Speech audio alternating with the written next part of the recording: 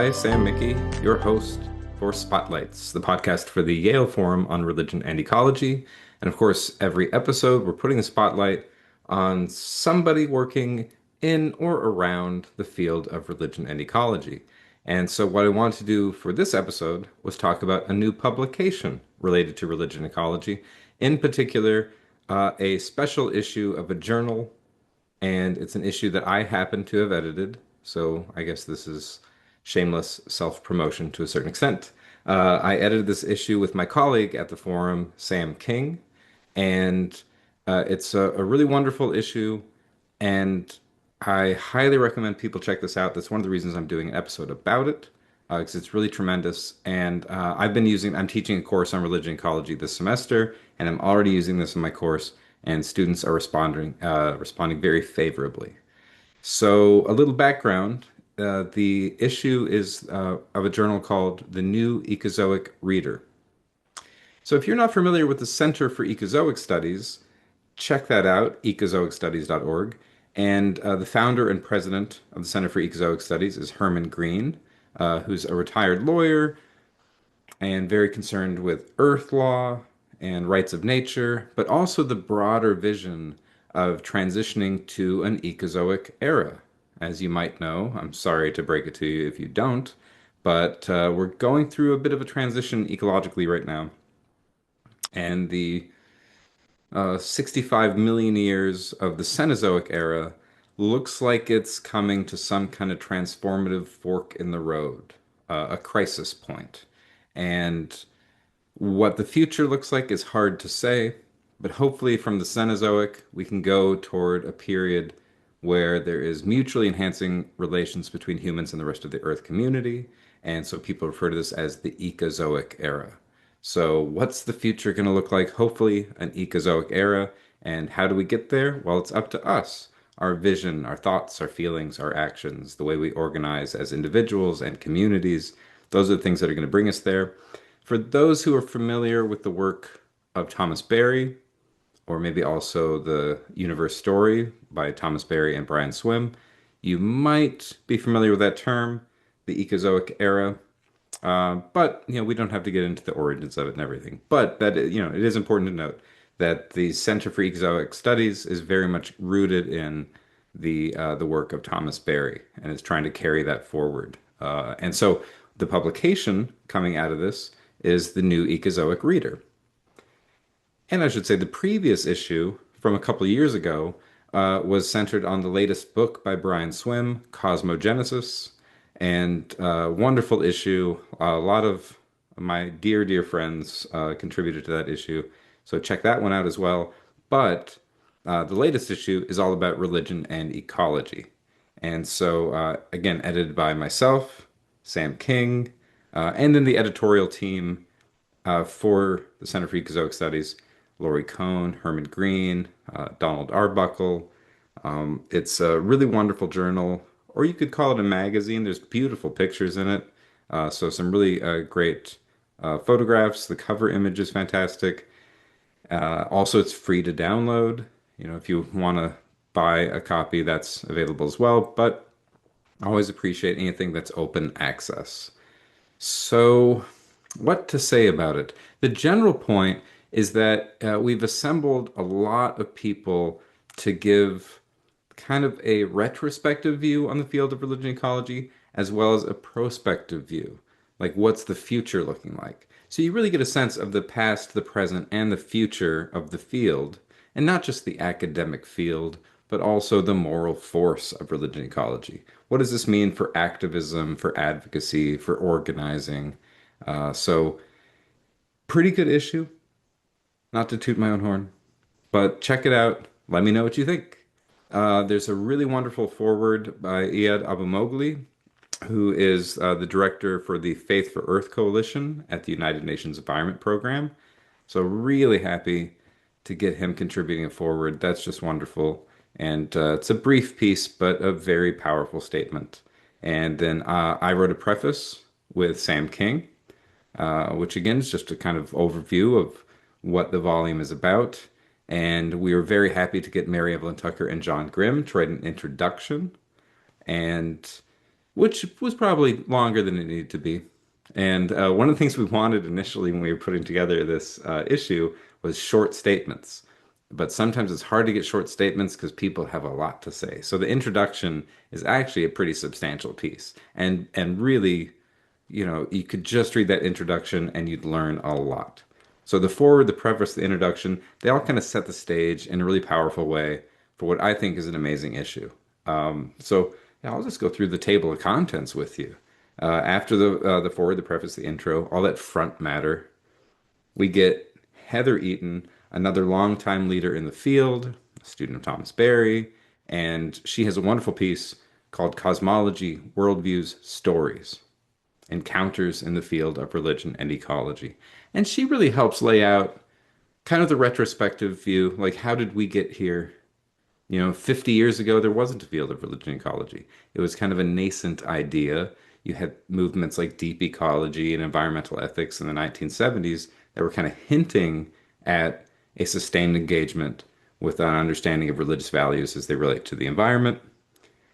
But it took a while. So she explains that, and in particular, some very helpful definitions of words that we throw around a lot: cosmology, worldviews, stories.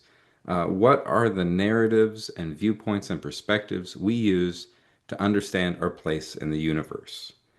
So that's a really great piece and really helpful, I think, for people who are like experts in the field to really help clarify some things that we say all the time that we might forget the definitions of.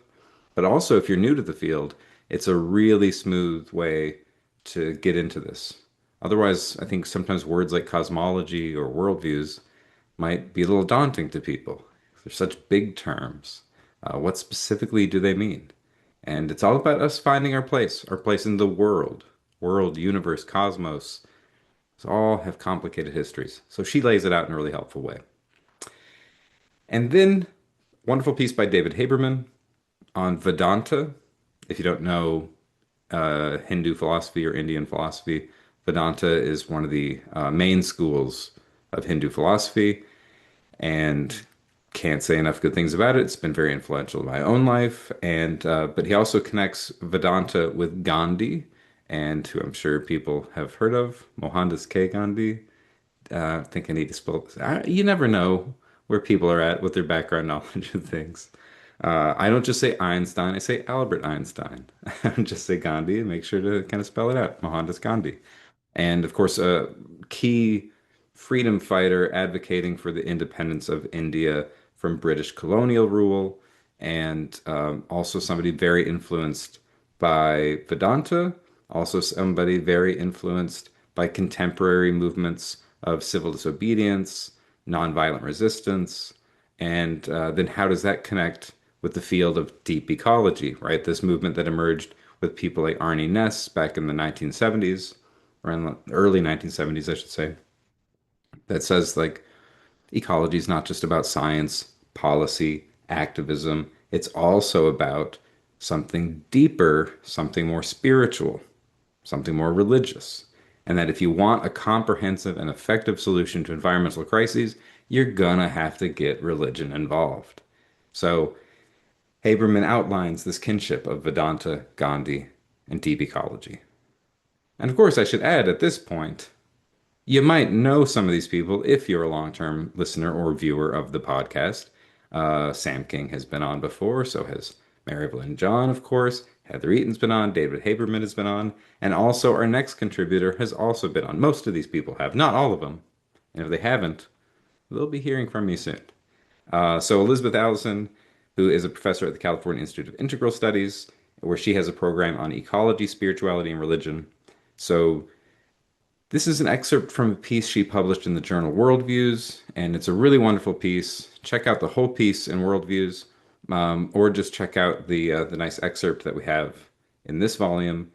But she's been deeply immersed in this field for a while, and as somebody who founded her own program in this area of study, she has a lot of great insights into how this field emerged, what it's looking like now, and what its future prospects might look like. Another stalwart in the field, Whitney Bauman, And he has a piece on the rhizomatic field of religion and ecology slash nature. Because you might know there's been some contentious stuff, not necessarily in a bad way, but in a generative way. That some people use the word nature, some people use the word environment, some people use the word ecology. And so the religion and nature people have their own kind of group that, that Venn diagram is not a circle.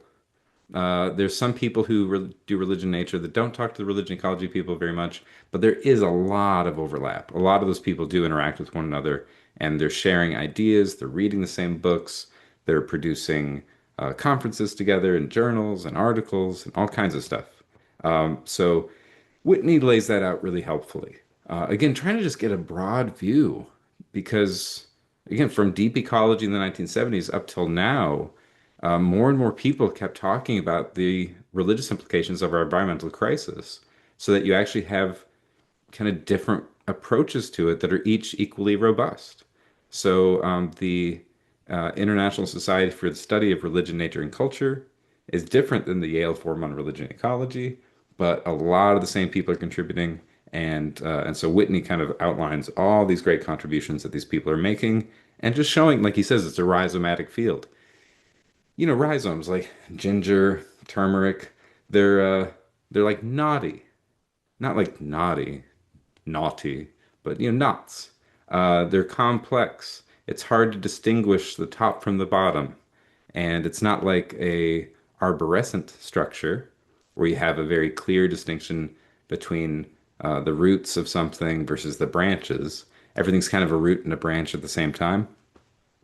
So he embraces the messiness, the ambiguity, the ambivalence.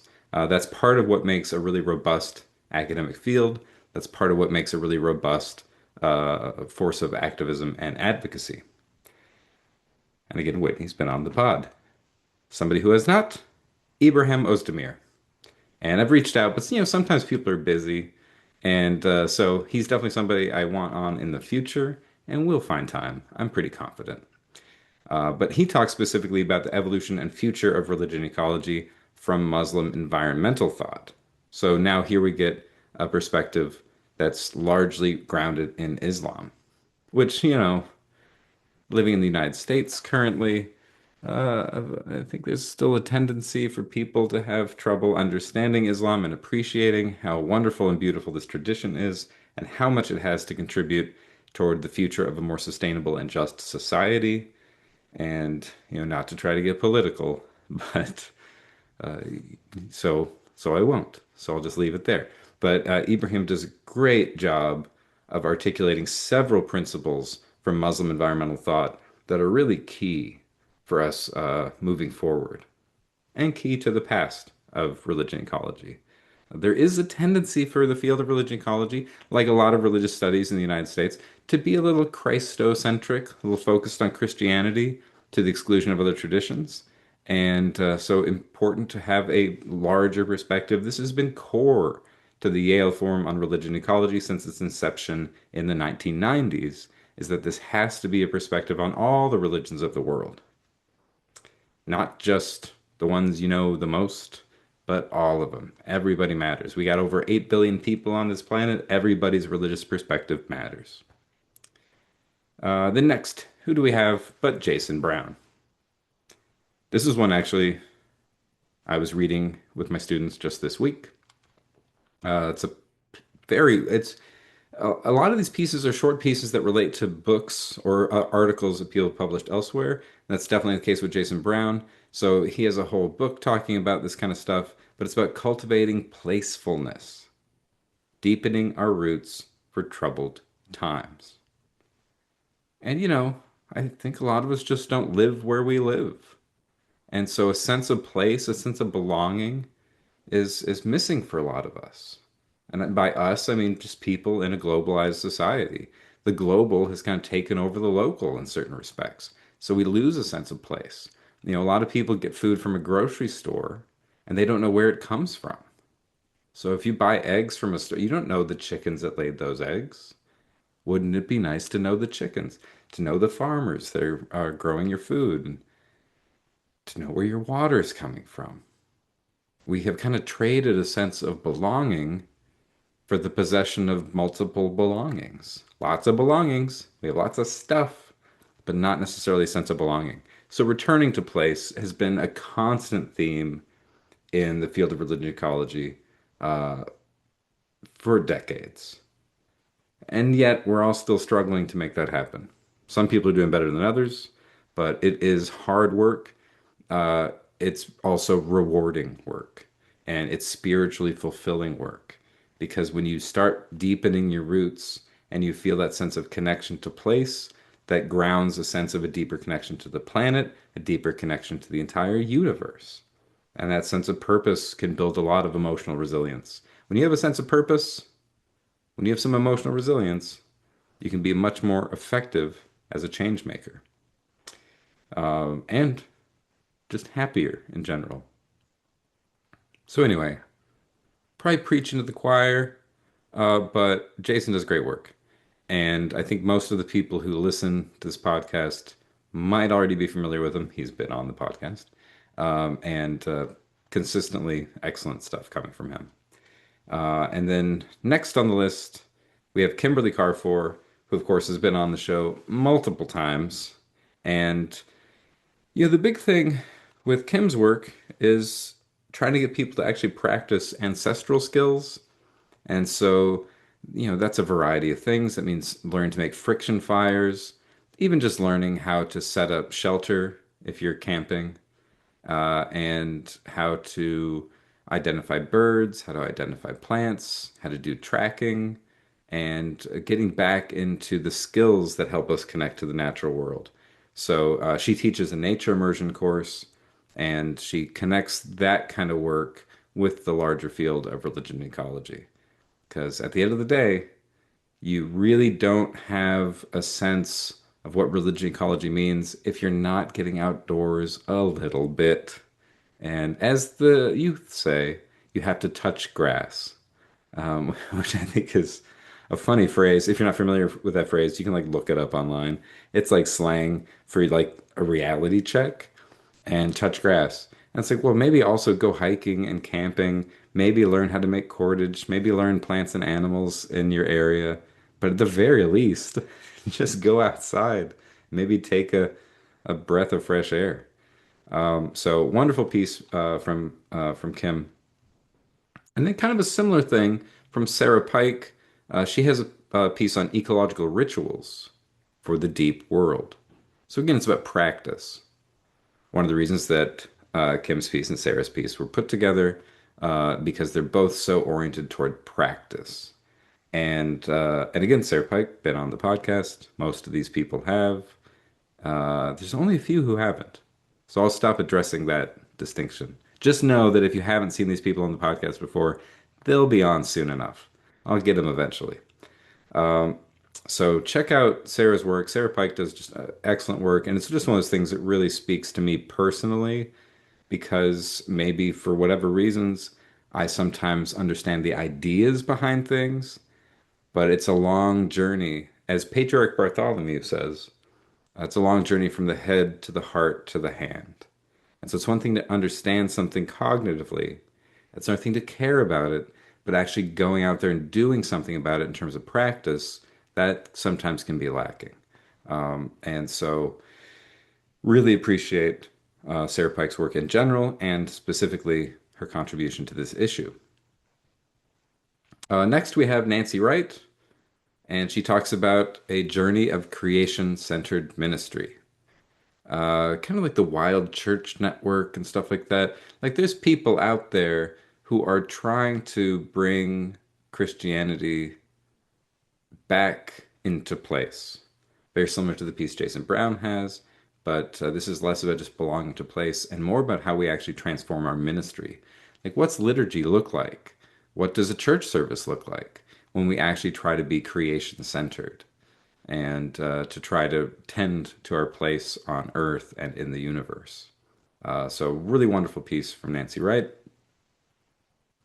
Jim Robinson has a piece in here toward an intersectional integral ecology, which, if you're not familiar with the word intersectionality, apparently it has become kind of a controversial political term. It's been politicized, but it's the idea that all parts of our identity kind of intersect in different ways with one another. So your age, your race, your class, your gender, your sexual orientation, your ethnicity, your religion, all these things come together to form who you are. And the more we can account for all of those and integrate all of those together, the more we can have a more just and sustainable society. And so he's connecting this specifically with the idea of integral ecology that's coming from Pope Francis and his encyclical Laudato Si. And of course, for anybody who's already been listening to the podcast, you know that integral ecology is a very close part of my work, and often trying to show people that integral ecology is not just something Pope Francis invented, it's something he got from people like the liberation theologian Leonardo Boff and people like Thomas Berry. So it has much deeper roots than just Pope Francis. And so Jim Robinson's piece helps to kind of unfold that a little bit and show more of the implications of what integral ecology can do for us. Again, not just in terms of our thoughts or feelings, but in terms of practice. Along a similar line, Melanie Harris has a wonderful piece on eco-womanist reflections, deep seeing beauty as earth. And of course, womanism, slightly different than feminism.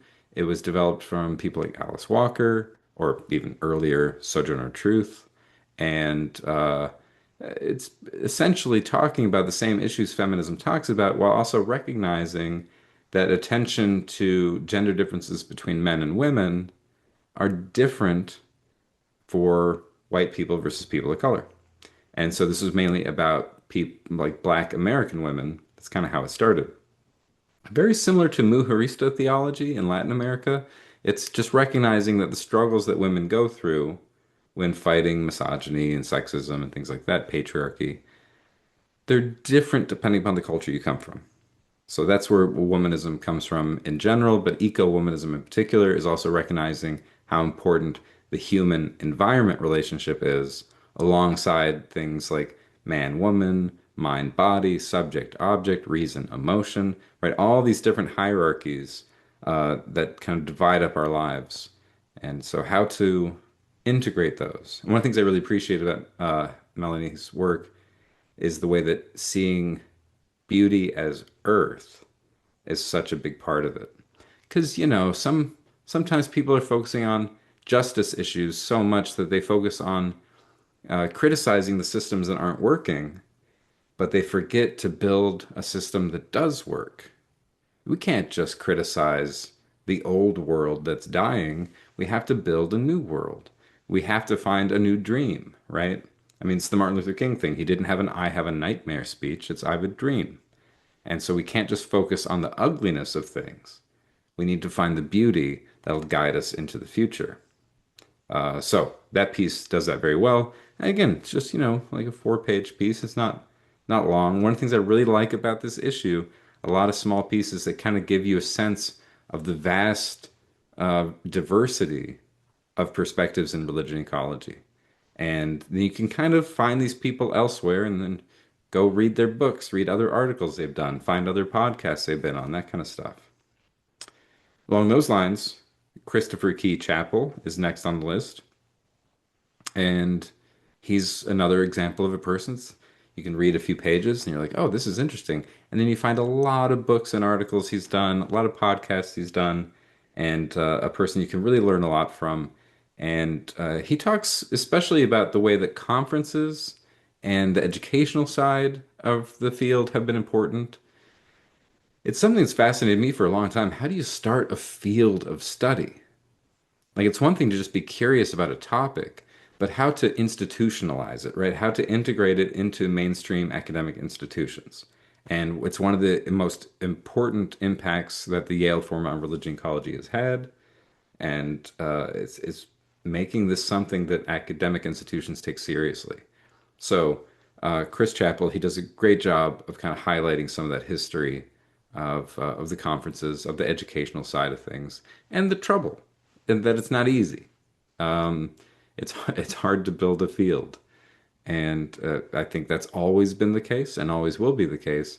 But especially when you're talking about building a field that's accounting for the entire planet, the vast diversity of religious perspectives for over 8 billion people. That's not easy. Then Dan Smyer, lively religious ecology in Highland Asia. Uh, Dan does really cool work with what he calls trans-Himalayan studies. So that's a special part of the world and one that's particularly vulnerable to climate change. Everybody's vulnerable in their own way, but that's an important area. And so he does a good job of outlining that particular region and the ways in which religion and ecology intersect there. Similarly, Charisma Lepcha has a piece on the Himalayan mountain range as well. One of the reasons we put those two together. And so she's specifically talking about a mountain, Mount Kechenjunga, and the way that that's seen as an eldest brother and a protector of the Himalayas, specifically of Sikkim Himalaya. So always fascinating to me when people talk about the agency or personhood or divinity of mountains. Because, historically, stone was kind of seen as like, in the great chain of being, stone was on the bottom. It's like humans, then animals, then plants. Then you get to so-called inanimate matter. But even then, stone was kind of seen as the least important kind of inanimate matter because it doesn't even do anything. Like fire moves, wind moves, water moves. Stone just sits there. And so always important to lift up stone and see the agency and transformative power that it has. Of course, if you talk to geologists, they understand this. Folks like Marsha Bjornrud are a great example of that. And then we transition toward a more indigenous perspective, beginning with Philip Arnold and Sandra Bigtree. And they talk about the Haudenosaunee, also known as the Iroquois, kind of incorrectly called the Iroquois. So people are trying to bring back the term Haudenosaunee, get that trending. And it's about their concept of the Great Binding Peace. And of course, they have the Scano Center over there in Syracuse, New York, doing great things. They've both been on the podcast as well, talking about this kind of work. And it's just so important. Like, I still meet people all the time who don't realize that the understanding of democracy in the United States wasn't just rooted in like European values. It was also very much rooted in Haudenosaunee understandings of law and governance. And the idea of like our branches of government, the judicial and legislative and executive branches, this comes from them. Or the idea of women's rights. So, from Thomas Jefferson to folks like Susan B. Anthony, like they were paying attention to the Haudenosaunee, and that was really part of their understanding of things. So that's a nice little piece. And again, they both have so much extra work that they're doing. So this is, this whole issue is kind of like a teaser. Each person kind of invites you into a whole perspective that you can really dive into very deeply if you just search for their names online and find all the other stuff they're doing. Phil and Sandy have their own podcast called Mapping the Doctrine of Discovery, which is all about looking at the history of colonialism and the doctrines that justified colonialism, including papal bulls and stuff like that. So, really wonderful work from them. Then we have Graham Harvey, who has done so much great work rehabilitating the concept of animism. So, his piece is called Recovering Kinship, the New Animism. And, animism, like a lot of words that come from anthropology, often have a colonial kind of baggage to them. And so animism's like that. There's some people that don't like calling indigenous traditions animistic because of that. It's like animism was often kind of used in a slightly dismissive or derisive way. Like, oh, here's these people who misunderstand the world and they anthropomorphize everything and they treat everything like a person. Now we're understanding that that's actually not too far from the truth. There is agency or personhood or subjectivity running through all dimensions of the Earth community and throughout the universe. And so ideas of multi-species kinship, non-human agency, non-human personhood, those are actually really key to the future of the Earth community. So I should also say he doesn't talk about it in this piece, but Graham Harvey's also done the same with the word paganism, which some people who appreciate pagan traditions, whether it's like, Celtic or Germanic or Nordic traditions, the term paganism is often used as a form of suppression or derision, divisiveness, and or infantilization, often just all the bad things. And but some people are trying to reappropriate that word in a positive way. So he also does some important work with contemporary paganism, or neo-paganism as it's sometimes called. So can't recommend Graham Harvey's work enough. I think he's doing great stuff and is very humble about it. I don't know anybody in this issue that's not. One of the things I really appreciate in working on editing these pieces with Sam King is we assembled not just very brilliant people, but also people with really good hearts. And so sometimes they're folks who are doing amazing work, but they would never brag about it. So lots of humility and lots of kindness, I should say. So what's next? We got Russell Powell, another, would you call it an early career scholar? We had a reading group a few years ago called the Religion and Ecology Early Career Scholars Reading Group, which if you look at the acronym there, it's REEKS, because Russell is silly. And anyway, so it's funny to be like 40 years old and call yourself an early career scholar, but compared to octogenarians, I guess we're early career. And so, so he's a relatively young guy, like myself, and relatively is a word that's doing a lot of work there. But this is one of my favorite pieces. Uh, I mean, I kind of say that about all of them, but I mean it every time. And because he's talking about multi-species democracy and the difference human difference makes. And it's about this question of like the rights of nature. How do we bring non-human animals, plants, bacteria, fungi, rivers and mountains, soil? How do we bring all this into our legal system, into our systems of governance, where their agency or their subjectivity or their personhood is recognized? Especially because some people want to then say, well, we can't have humans above nature. Like, well, yeah, of course, we don't want to be anthropocentric, but who's going to represent the interest of a river?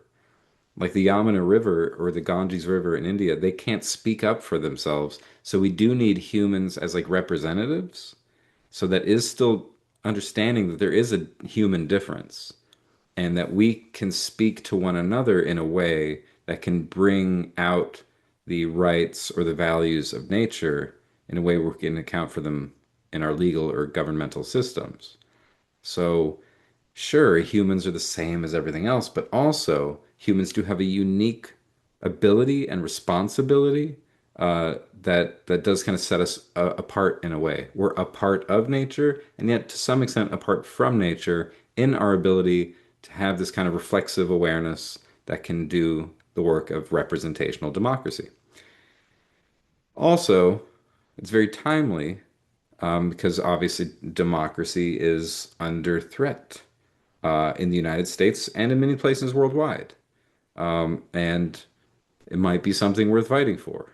And, power to the people, government of the people, by the people, for the people. And if we can expand the concept of people to include non-human people, then we're doing great. So that's an issue very close to my heart, and one that, again, is very timely. So wonderful piece from Russell Powell. Um, Another one that I'd say is one of my favorite, but again, I say it every time and I mean it every time.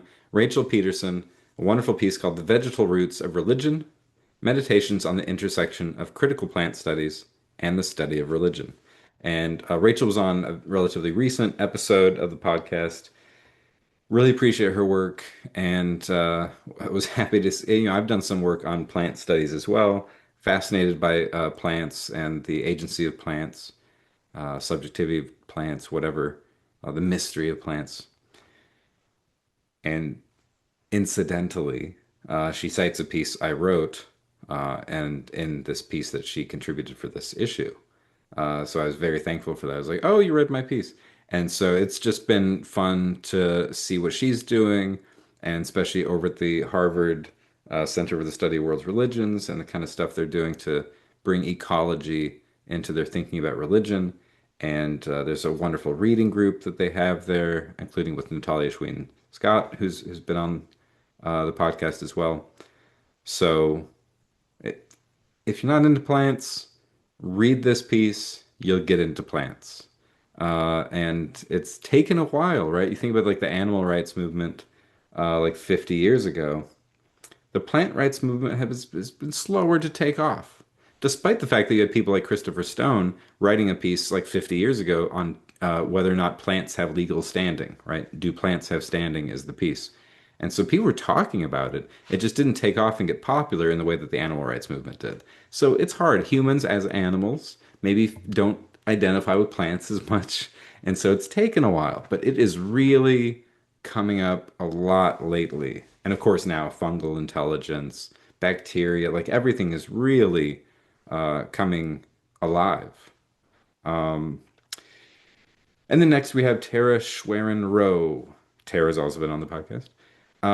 And one of the really important things that Tara's been focusing on is extractivism. She's been doing this at the American Academy of Religion for a few years now, and really organizing a whole lot of panels where people are talking about extractivism. Because apparently, like the problem with things like climate change or environmental destruction in general aren't just like fossil fuels. And so even when people, I mean, think of all of our computers, our smartphones, our electric vehicles, the extent to which they all use lithium in their batteries. And so you can be all about renewable energy, solar panels, wind farms, sure. But if you're still building that renewable economy on extractive methods, you're still creating a lot of environmental harm. And of course, this environmental harm also disproportionately impacts certain humans.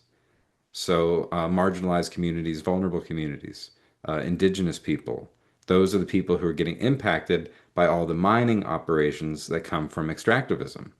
So, she really shows that the future directions for religion and the environment are going to have to talk about religion in extractive zones. How does religion perceive extractivism, and how can religion motivate some kind of antidote to extractivism, which is a tough problem.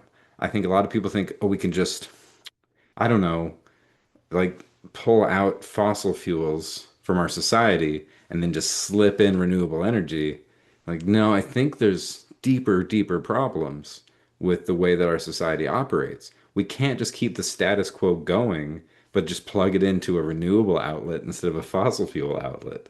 The way our society operates is deeply unsustainable and unjust. And so taking aim at extractivism starts to really get to the root of that instead of just this kind of what's often a very Pollyanna-ish optimism that as long as we build enough solar farms and wind farms that we're going to be fine.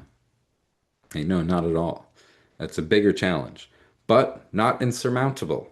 Because again, once you name it, you can identify it, we can work through these things. So really great piece. And again, if that's something you haven't thought about, this is a great intro into it. And then, read her book on the topic. Get into all the other folks who are doing this kind of work. And then, last but not least, Larry Rasmussen. And I really appreciate what he contributed. And of course, he's been on the podcast talking about some of this work where he's, kind of written letters to the future and, currently an octogenarian. And so he thinks about high school students. He thinks about his kids and grandkids, and so it's a, really poignant kind of thing. Like, hey, sorry about what my generation left for you. And obviously, plenty of people who are in their 60s, 70s, 80s, 90s right now did a lot to push the world toward justice and sustainability. But by and large, in the last 50 years, environmental destruction has gotten severely worse.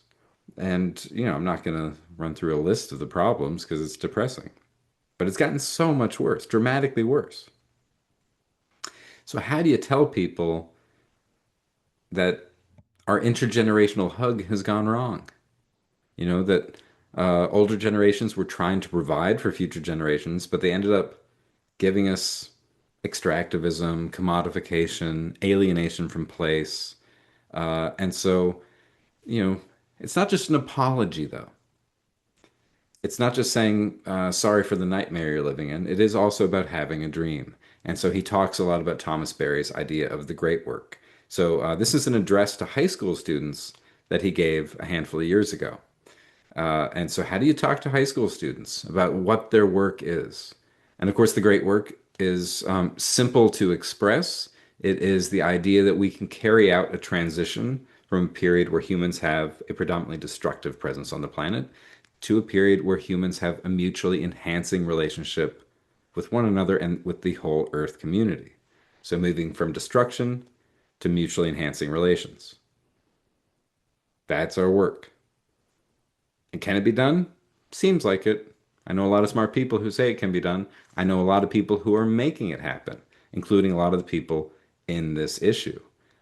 So that, to me, was the perfect way to end this volume with a kind of that intergenerational hug, where we have people in their 80s talking to people in their teens, helping people find their kind of map and compass skills to navigate this very difficult transition that we're going through as an Earth community. A transition that is arguably leaving the sort of biodiversity that has marked the last 65 million years of life on Earth, the Cenozoic era, and moving into what is hopefully not a period of increasing technological control, domination, and destruction, a Technozoic era, but a period of mutually enhancing Earth and human relations, an Ecozoic era. So, check it out. Really proud of this volume. Really happy to collaborate with Sam King in editing and with the folks like Laurie, Herman, and Donald, who are also the editorial staff for the new Ecozoic Reader, and all the amazing contributors. These are just some of my favorite people doing work in this field. So I hope you enjoy it. And maybe if you're like me and you teach classes along these lines, you might find it useful in class. And especially because the price is right. It is available if you go to ecozoicstudies.org. You'll find it there as a free PDF to download. And, if you want to buy a copy, that's good too. Nothing wrong with paper books. I know all the research does indicate that we learn better when we read off of actual paper than off of screens. But the price point is also important. So, anyway, I hope you enjoyed this special issue. And for that matter, check out previous issues. The new Ecozoic Reader is a really great way to see how the work of Thomas Berry keeps spreading these living tendrils into new directions. And the more people are kind of getting lit up by these ideas and changing the way they think, feel, and act in the world. So I'll leave it there. And I was hoping to show a physical copy for the people who are, the viewers, but don't have my physical copy yet because that's how eager I was to do an episode about this issue.